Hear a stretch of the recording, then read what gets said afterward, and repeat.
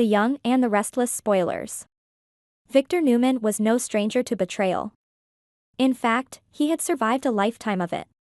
But when he placed his trust in Kyle Abbott, hoping to groom him as a future leader of Glissade, he thought he had chosen wisely. Kyle was sharp, ambitious, and had the potential to become the next great CEO under Victor's guidance. Yet, this decision would soon unravel, leaving Victor more isolated and defeated than ever before. It all began when Victor, after losing faith in Audra Charles, decided to cut her loose. Audra had served as his protégé, but her arrogance and questionable loyalty led Victor to make the tough call to fire her. He hoped that Kyle, with his youth and potential, could be molded into a leader who would fiercely protect the interests of Glissade. Victor had been keeping a close eye on the company, and his empire was far from secure. He needed someone he could trust completely, someone who could be an extension of his own will. And so, Kyle was elevated, given opportunities most could only dream of. For a while, it seemed like the right move. Kyle appeared eager to prove himself, taking on the role of Glissade's CEO with enthusiasm. Victor saw in Kyle a bit of himself in his younger years, the hunger for success, the relentless ambition. But what Victor didn't see was that Kyle's loyalty had never fully shifted away from his family at Jabot, nor from his father, Jack Abbott, Victor's longtime nemesis. The first signs of trouble came when Victor's internal audit team discovered discrepancies in Glissade's confidential documents. At first, the irregularities seemed minor, but as more evidence surfaced, the picture became clearer. Kyle had been gathering sensitive information about Glissade's inner workings and feeding it directly to Jack. The betrayal was monumental.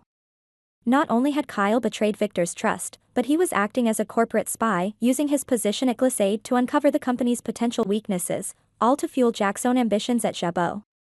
It was a cold, calculated move, one that stung Victor more deeply than he expected. Victor confronted Kyle, his voice cold, barely containing the fury beneath his composed exterior. "I gave you everything," he said, his voice trembling with controlled rage. "Opportunities that others would kill for. And this is how you repay me? By acting as a spy for Jack?" Kyle didn't deny the accusations. In fact, the look on his face said it all. He had been caught, and he wasn't ashamed. "You should have known better, Victor," Kyle replied, his voice steady. "Family comes first. You might think you can manipulate people, but I was never truly yours. I'm an Abbott." With those words, Kyle severed the fragile bond between them. Victor, having no choice, made the decision to fire him immediately. It was an unforgivable act of disloyalty, and Victor couldn't allow someone so untrustworthy to remain at Glissade. But the question remained, who would now lead the company?